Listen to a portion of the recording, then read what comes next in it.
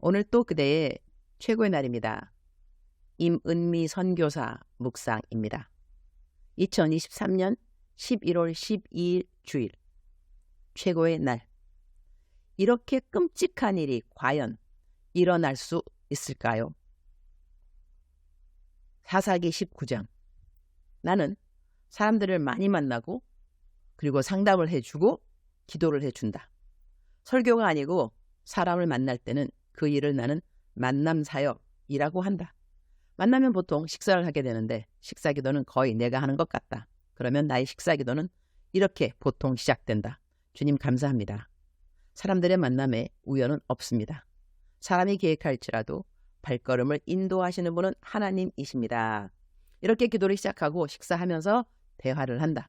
우리 모든 사람의 만남에 우연이 있을까? 시간은 하나님께 속한 것이다.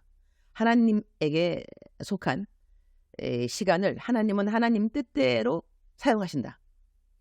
우리는 그 시간 안에서 하나님의 섭리를 깨달아 가기도 한다.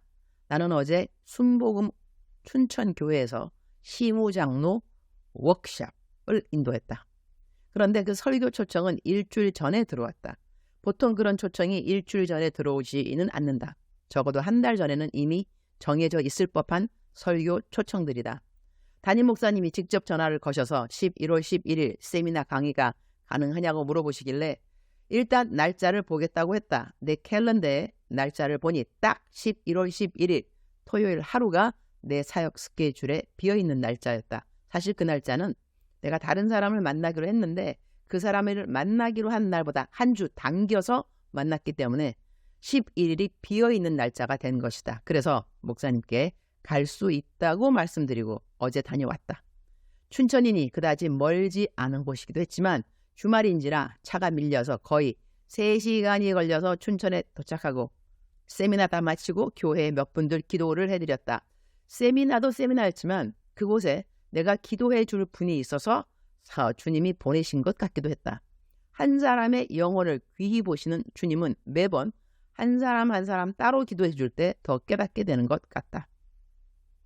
나는 택시 기사님들에게 전도를 할 때 팁을 많이 드리는 편인데 어제 순복음 춘천교회 이수형 담임 목사님은 식당에서 식사를 할 때 항상 팁을 주면서 전도를 한다고 하신다. 봉투를 아예 따로 만들어서 그 안에 팁을 넣어놓고 봉투에는 귀한 섬김을 감사합니다. 행복하세요. 그리고 교회 이름이 쓰였다고 한다. 그런데 그렇게 전도해서 교회로 오신 분들이 많이 있다고 한다. 목사님은 당신이 택시 안 타고 자차로 운전을 하고 다니는 편이니 전도하는 기회를 그렇게 만든다고 한다. 우리 모든 사람이 이런저런 모양과 방법으로 때를 만나든지 못 만나든지 전도를 하려고 예비되어 있는 모습으로 사는 것은 중요하다고 생각한다. 신앙 생활의 균형은 말씀만 읽어서 되는 것이 아니고 기도만 해서 되는 것 역시 아니라고 나는 생각한다. 말씀과 기도, 전도와 선행까지 다 갖춰진다면 인생의 웬만한 일을 만나도 균형 있게 모든 일을 잘 감당할 수 있다고 나는 믿는다. 개역개정 사사기 19장 30절. 그것을 보는 자가 다 이르되 이스라엘 자손이 애굽 땅에서 올라온 날부터 오늘까지 이런 일은 일어나지도 아니하였고 보지도 못하였도다. 이 일을 생각하고 상의한 후에 말하자 하니라. Everyone who saw it was saying to one another, such a thing has never been seen or done, not since the day the Israelites came up out of Egypt. Just imagine. We must do something, so speak up. 지금 무슨 일이 일어나고 있는 것인가? 오늘 성경 본문은 시간이 있는 모든 분들은 모두 다 한 장을 다 읽었으면 좋겠다. 30절까지 있는 말씀인데 간단히 말하면 동성 연애자들의 죄악된 행위의 결과라고 할 수 있다. 오늘 나의 묵상은 민감한 부분을 다루게 되는 것이라 조심스러운 부분이라고 하겠다. 우리 남편 나에게 가끔 하는 말이 있다. 여보 조심해. 하나님은 우리를 항상 용서하시지만 인터넷은 우리를 용서하지 않아. 우리 남편의 어록이다. 나 이전에 시옷, 치읓, 지읒 이야기 한번 신랄하게 쓴 적이 있었는데 내 메일에 제재가 들어온 적이 있었다. 나는 내 생명을 위협하는 말들을 들은 적이 있고 차마 입에 담지 못할 악담을 들은 적도 있다.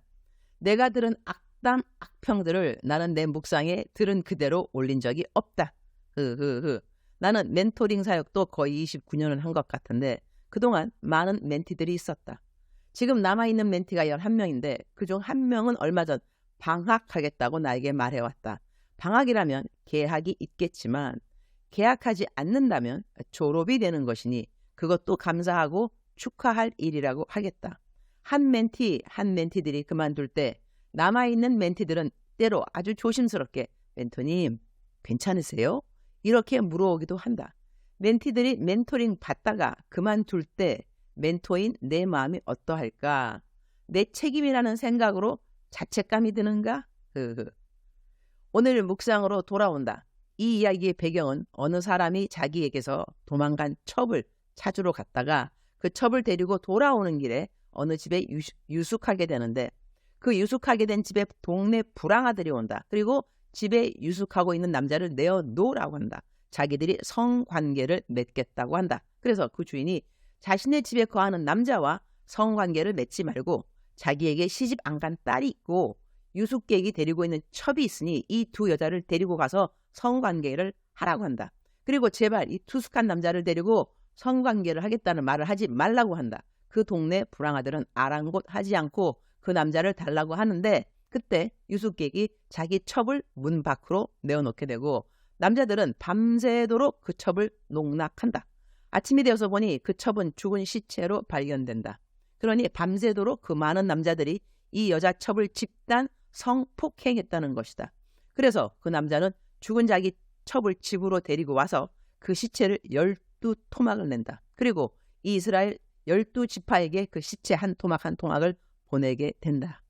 너무나 끔찍한 일이 일어난 것이다. 그래서 오늘 내 묵상 구절로 선택한 구절이 30절 구절인 것이다. 그것을 보는 자가 다 이르되 이스라엘 자손이 애굽 땅에서 올라온 날부터 오늘까지 이런 일은 일어나지도 아니하였고 보지도 못하였도다. 이 사건의 처음 시작이 어디인가? 동성 연애자들의 요구였던 것이다. 그 요구가 충족되지 않게 되자 이어져서 생겨진 죄악의 결과 중 하나인 것이다. 나의 묵상은 많은 역할을 하고 있는 것을 나는 안다. 이제는 9만 명이 아니라 아마 10만 명은 내 묵상을 매일 읽는다고 한다면 내가 쓰는 이야기에 영향력이 없을 리는 없다. 내가 어떤 약 좋다고 하면 당장 많은 사람들이 그 약을 물어보고 어느 병원 좋았다 하면 당장 나에게 연락이 온다. 그 병원 어디냐고. 그 외에도 내가 쓴 묵상으로 인하여 연결된 사역들, 연결된 사람들, 연결된 병원들, 연결된 사업들 등등 하나님이 내 묵상을 통하여 사람들의 삶이 하나님을 더 사랑하는 삶으로 바뀌어가는데 사용하심 외에도 여러 용도로 내 묵상이 쓰임을 받고 있는 것을 알고 있다. 그래서 이전보다 내가 묵상에 어떤 글을 올릴 때 조심하게 된 것도 사실이다. 오늘의 묵상 경우 어떤 사람은 성경 이야기 하나 가지고 너무 오버해서 사회적 이슈를 다루는 거 아니냐라는 질문을 해올 수도 있을 것 같다. 나는 이 일을 동성연애가 죄악된 일이라는 것으로 국한해서 말하는 것이 아니다. 성경이 말할 때 동성연애만 죄악인가? 음란한 거, 야동 보는 거, 술 취하는 거, 속이고 빼앗는 거 그런 거 다 죄악인 것이다. 오늘 내 묵상의 포인트는 우리가 죄인 것을 죄로 인정하고 거기서 돌아서지 않는다면 결국 어느 날은 우리가 상상하지 못한 어떤 죄의 결과를 맞부딪히는 것을 피할 수는 없다는 것이다. 주님, 오늘 또 최고의 날입니다. 죄 짓는 것을 두려워할 줄 아는 저희들이 되기를 기도드립니다. 내가 짓지 않는 죄를 다른 사람이 짓는다고 나는 다른 사람보다 더 낫다는 생각도 죄입니다. 주님이 다시 오실 그날까지 우리는 아무것도 판단하지 않아야 하나, 우리가 능히 다스릴 수 있는 죄의 영역들을 잘 다스릴 수 있도록 주님 도와주시기를 기도드립니다. 오늘은 개원대학교 교회에서 설교를 합니다. 우리가 언제까지 자유하게 주일이면 교회 안에서 예배를 드릴 수 있을까? 그런 생각이 스쳐 지나가는 주일 아침입니다. 울컥하네요. 인터넷 예배 드리는 성도들도 요즘은 이전보다 많아졌지만 교회를 갈 수 있는 상황이면 교회를 가서 예배를 드리도록 주님이 도와주시고, 그리고 교회에서 봉사하다가 시험받아 봉사를 멈춘 사람들은 주님 오실 날 얼마 안 남았는데 하루라도 더 섬김의 날을 잃지 않도록 신앙생활의 견고함을 허락하여 주옵소서. 주님, 마라나타입니다. 마라나타 뜻은 주여 어서 오시옵소서입니다. 초신자분들을 위해 성경 언어를 설명합니다. 마라나타, 마라나타, 마라나타입니다. 주님 사랑합니다. 주님 감사합니다. 오늘 또 우리 주님 저를 보시면서 하루 종일 기쁘시면 참 좋겠습니다. 작정서 점수 90점. 사랑하는 그대여, 사랑하는 그대여 출석 부르고 있습니다. 대답하셔야죠. 오늘은 거룩한 주일입니다. 교회에 가셔서 예배드리는 그대가 되기를 축복합니다.